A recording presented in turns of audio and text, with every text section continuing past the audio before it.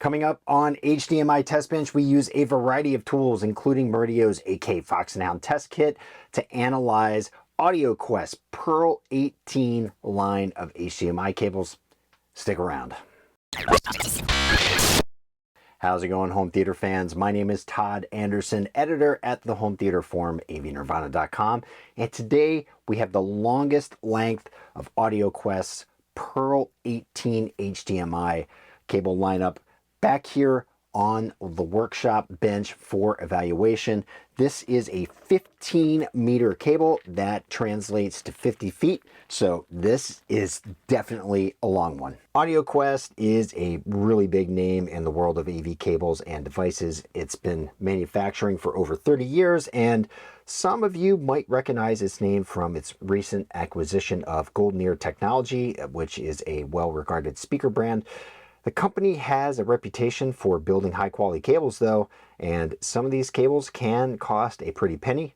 The one we're testing today has a suggested retail price of $429.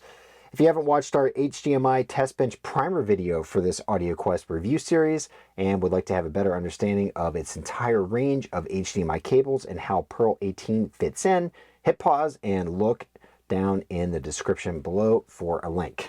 Now, as I said in this review, we are analyzing the Pearl 18 series of cables, which come in a variety of lengths from 7.5 meters to 15 meters.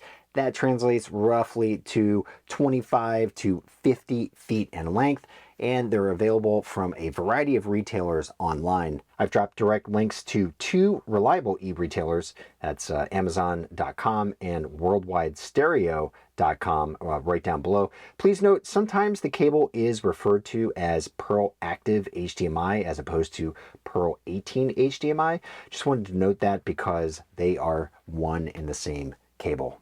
Pearl specification says it offers 18 gigabits per second performance, which means you can push through 4K 60 Hz and 8K 30 Hz video, along with eARC, all the versions of HDR that are currently out there on the market, and some of the other features that are offered in the HDMI 2.1 specification. Falling in line with AudioQuest's reputation for quality materials, the company says its Pearl line utilizes long grain copper, which is its version of oxygen-free copper, and it is also solid core. In theory, that means it's more resistant to issues such as corrosion. Unlike ultra-high-speed certified cables, the cable's packaging does not carry any sort of verification QR code. And now that I mentioned packaging, let's take a look and see how this cable will show up on your doorstep. You can see here AudioQuest gives you a fun product experience. The cable's name, Pearl, is definitely unique, and much like the other cables in its series, the branding on the packaging matches the name. It's really a pretty cool approach that they have going there. Internally, the cable is secured to a piece of cardboard with twist ties, which is a no-frills approach as compared to some of the more expensive cables we've reviewed on HDMI Test Bench. It gets the job done, but it would have been nice to have been given some reusable Velcro ties as opposed to those twist ties, just because of the cable's overall length. There's probably some cable management that's going to need to happen, so it's always nice to have those on hand. Build-wise, this is a robust cable that appears to be well made. It has a thick PVC jacket that's labeled with the cable specs. You also note the plug heads have directionality, and that's really important to note because it is an active design. But also, AudioQuest says that all 19 conductors in the cable are directional to minimize RF noise. There's a link in the description that will take you to AudioQuest's discussion on the matter. Whether or not you'll ultimately perceive a difference or realize performance benefits is something, that's hard for me to test here with the equipment I have on hand. But one thing I can tell you for sure, you don't want to ignore those arrows, because if you install it in the wrong direction, you're not going to get a picture and you will not have any audio either. Now, in terms of this cable's overall length, it is exactly as advertised. Let's take a look at some of its other physical measurements.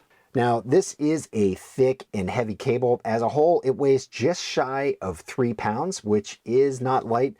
and it isn't nearly as flexible as long-run fiber optic cables that we've tested.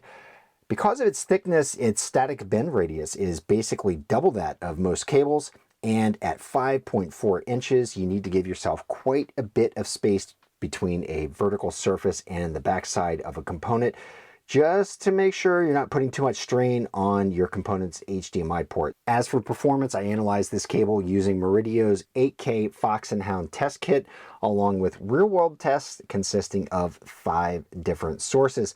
First up, we have the Fox and Hound's cable test mode, where I asked it to confirm a 5-volt connection and 18 gigabits per second of bandwidth.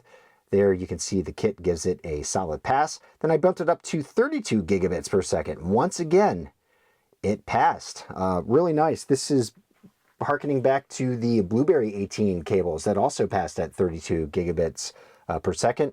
Now I bumped that up to test 40 gigabits per second, and it failed. That's okay though, because it's only specified for 18 gigabits per second, so you do have a little wiggle room, up to 32, possibly a little higher, but you're not going to be able to push through 40 gigs or higher. Now, not surprisingly, it isn't capable of passing an 8K 60 Hz signal, but it has no problem passing 4K 60 signals with 12-bit color and all 8 channels of audio engaged.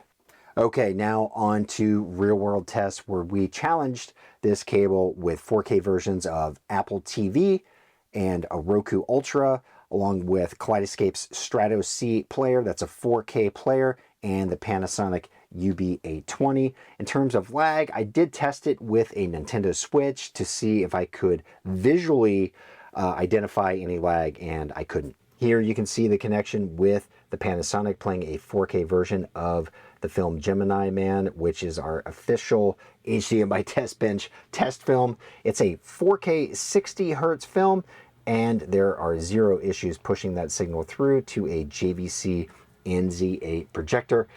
In addition, the cable passed hot plugging scenarios with all 5 sources. So the verdict, well, the Pearl 18 definitely gets our stamp of approval here on HDMI Test Bench.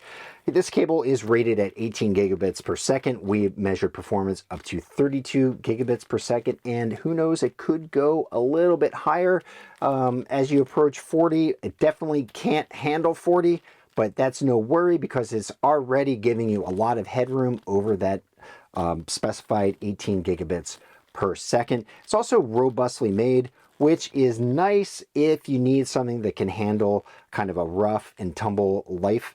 You did see in the physical measurements, it's not as flexible and accommodating as thinner cables such as fiber optic cables. So if you don't have a lot of space between a component and a vertical surface like a wall, you might want to consider something else. But if you do have the space, I have 0 issue recommending the Pearl 18.